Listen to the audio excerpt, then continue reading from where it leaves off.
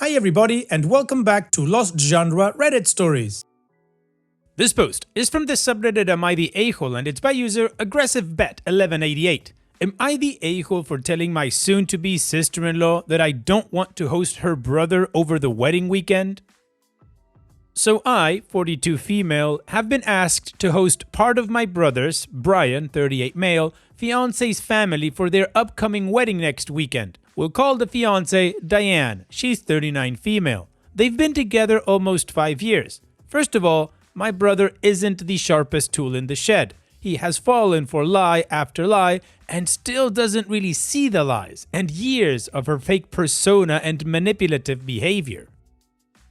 For example, she lied that she couldn't get pregnant in the beginning, literally said her uterus has been removed. Then, why are you having a period, you psycho? They now have a 4-year-old and a 2-year-old. Still, these were miracle pregnancies, facepalm. She told them they were ectopic 2 pregnancies. Apparently, my bro cannot use Google, nor does he believe countless family and friends who told him this was impossible to give birth from an ectopic pregnancy.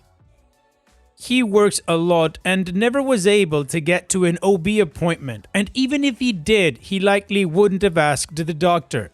In the end, he said he loves her and it doesn't matter. Okay dude, fine. We'll be happy for you and our new nephews. Needless to say, I am, and also much of our family, not fond of Diane. She is a user of the highest order, disposing of people like Kleenex once their usefulness has expired. I've watched her manipulate my parents, my bro, my sister, her own friends and family. It's just been gross when I've had to deal with her at family holiday events, weddings, funerals, just ew. Now that they are finally getting married next weekend, they've been planning this for about 6 months as she is a huge Halloween fanatic but doesn't want to share her anniversary on Halloween Day. It's not a huge event, about 50 people. Mostly our family and some of hers. Her brother, his wife and 4 kids cannot afford a hotel. This is something Diane has known about for months, but just asked me last night if they could stay with us since I have the biggest house. This is an unreasonable and undesirable situation for me for a multitude of reasons. 1. I live almost 3 hours away from the venue and the town they will be hosting events such as final dress fittings, rehearsal dinner, bachelor and bachelorette parties. That will be a lot of back and forth for them, especially since my kids and I, plus my +1, are only invited to the wedding and reception. They couldn't even carpool with us because we aren't attending those events. 2. Kids under 13 are not invited to the wedding or reception. Assuming all the adults and my teens will be attending the wedding, who's going to watch their kids, 1, 4, 5, and 9? And where will they go during the festivities? My kids are attending their uncle's wedding. We're going to support my brother and see our other family members. So if the plan is to see if I or one of my kiddos, 17, 16, and 15, will do it, the answer is no. 3. I have met these people once in passing. I know nothing about them at all, and if they're anything like their sister, well, I don't want to. Aside from that, there's a whole trusting strangers in my home with kids as well. Nope. And 4. Why exactly can't they stay with Diane's parents? They have a 3-bedroom home and live alone. Why can't they host their son and grandchildren? Answer, he and his dad don't get along. And since her dad is the only decent person in her family that I have met and liked, that's a red flag for me. I told Diane and my brother that I really am not comfortable with this, and the response was, please, it's family. Ugh. My boyfriend, weird to say boyfriend at my age, smiley face sweating, said he would stay with us all weekend if I was uncomfortable having them there alone, and would help out since I will also be expected to properly host, which means cooking for everyone, etc. That's great, and would help with the uncomfortable part for sure. But even still, aside from the trust issues I have, I am primarily worried about where their kids will be during everything. The response was, we're still figuring that out. After that, I doubled down on the no, since I have visions of them saying the 9-year-old could babysit 1, 4, and 5-year-old at my house. My family is 50-50 on me being an a-hole about it, and Diane's family, except her parents, also think I'm being an a-hole since it is just one weekend and I usually host all the holidays and such. They say I am being a snob about it and I am out of touch because I cannot appreciate their financial struggles. Geez, up until a decade ago, I was exactly in their shoes monetarily. I don't care that they don't have Bezos money. I care that they are strangers. Someone in my house will likely be expected to babysit and miss the ceremony or be expected to babysit all weekend while their parents are out partying. And the fact that there is family tension between them and their parents is giving me anxiety about what I can expect from my potential guests. Am I being an a-hole? No, Opie, in my opinion, it's super simple. Your house, your rules. That's it. All this guilt tripping or shaming or family, you can throw all that crap out the window. It means nothing. At the end of the day, if you don't want to, nothing happens, because if you feel uncomfortable or if you feel they're going to manipulate you in some way, because let's face it, you've got ample proof that that can happen, the no is no. I don't know what their situation is. Maybe they can't leave the kids with anybody else. It doesn't matter. It is not really your problem. That is something the adults of that family need to figure out for themselves. In my opinion, nobody gets to decide who gets to sleep in your house, and when you say no, try to make you feel bad about being a bad host or something. Get out of here. So no, Opie, stand firm on the no. They need to figure something else out. You're 3 hours away. It's not happening. And what do you guys think? Let me know in the comment section, and now let's check out the community comments. Any Assumption 2023 says, "You're absolutely not the a-hole here, and I wouldn't let them into my house either. What if the kids steal your jewelry? What's to prevent the adults from going through your papers and stealing your identity? Best case scenario is that they eat everything in your house, drink all your alcohol, and leave you a major mess to clean up. It's your home."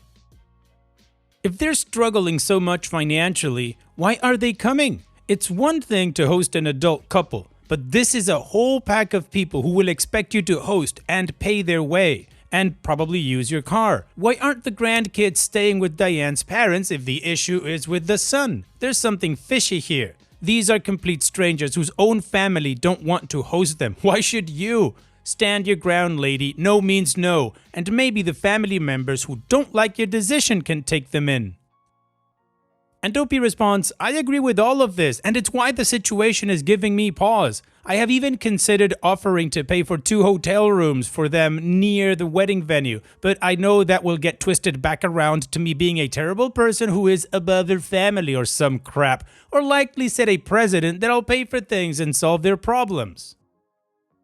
Briscoe Gun says, "Trust your gut, even if it means you're the a-hole. You will be left holding the bag and picking up the pieces in the end, I guarantee it. That's why she's telling you, 'We'll figure it out,' or whatever. She has no intention of figuring it out, just shoving them off on you and letting you figure it out. Trust your gut." Useless 890 says, "I love that. Please, it's family." Well, it's not OP's family, so that doesn't count.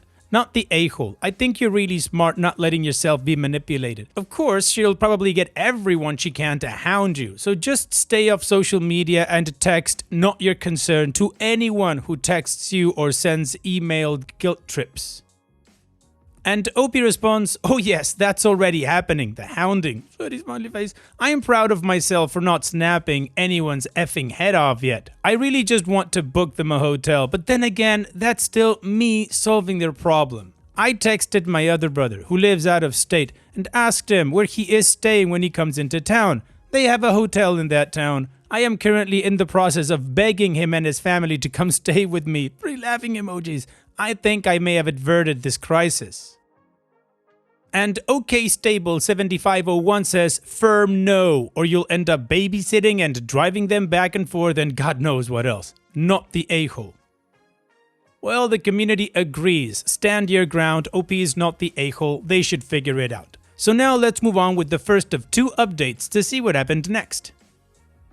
I have been getting bombarded with calls and texts from Diane and my brother, which I ignored until about an hour ago. I calmly asked, "What's up?" when I answered. I could hear the panic in her voice as she rushed to berate me for being so cruel while she had so much else to deal with.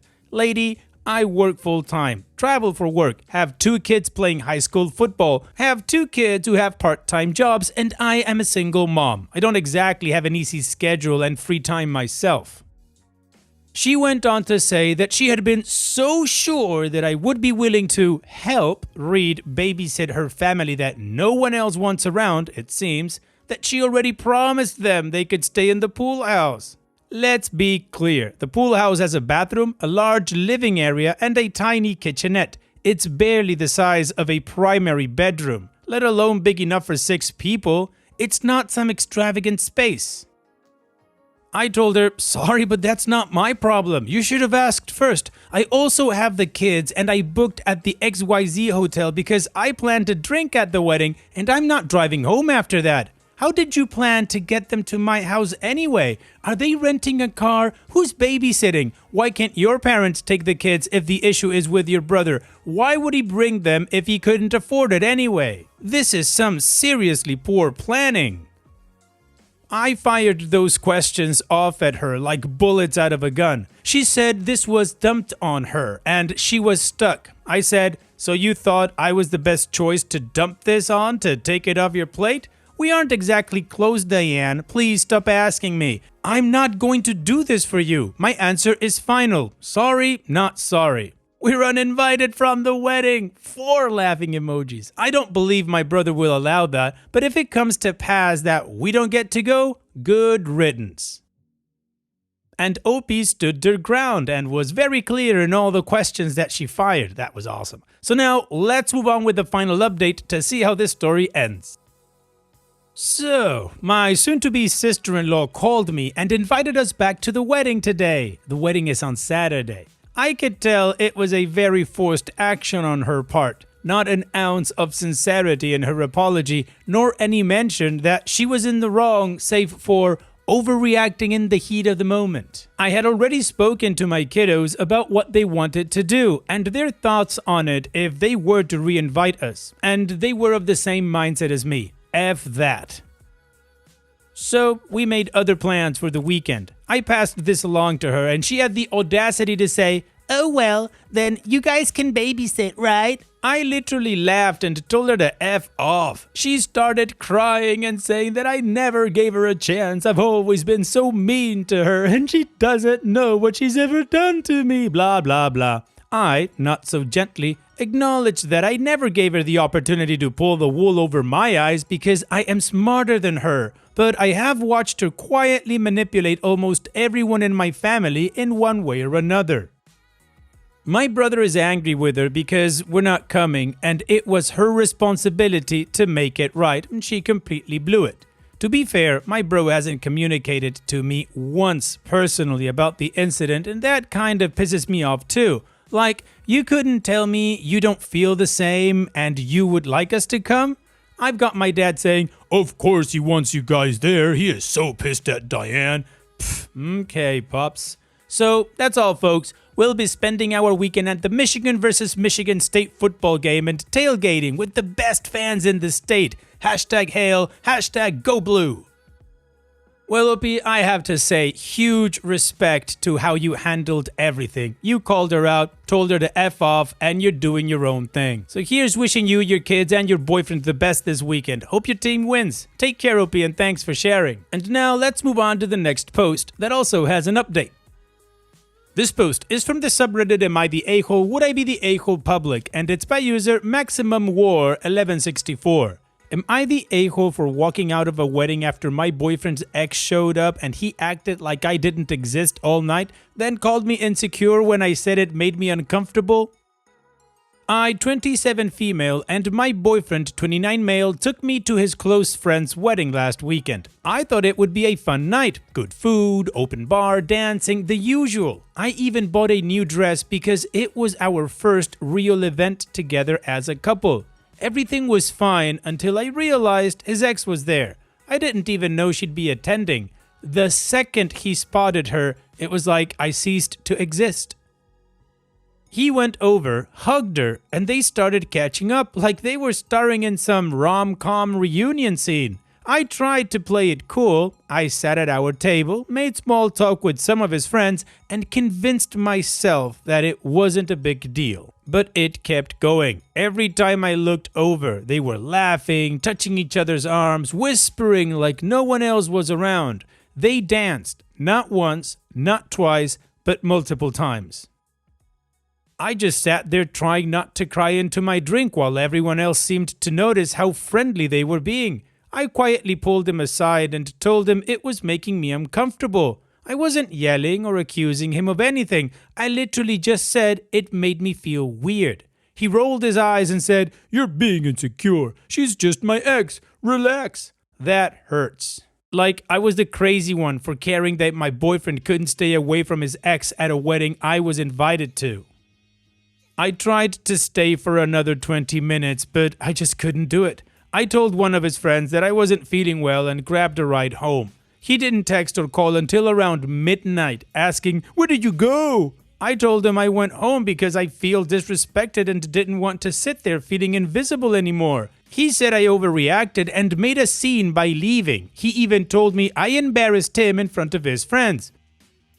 I told him that if he wanted to spend the night with his ex, he could have at least been upfront about it. He replied, "You're proving why I can't bring you around people. You always make things about you."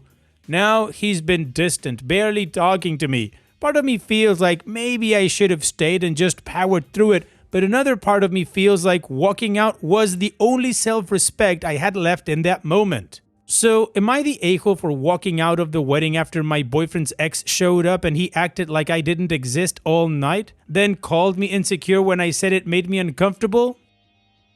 No, OP, and I think you should have broken up when he called you that night. Look, I can be okay in catching up for about 5 minutes with an ex, but apparently he didn't even introduce you and he started dancing with her? What the hell? That would have been enough for me to say, you know what? You want to get back together? Go ahead. I'm out of here. I don't need this crap or drama. Bye-bye. And I think that's what you should do. I think you should leave him in the rear view mirror. And what do you guys think? Let me know in the comment section. And now let's check out the community comments.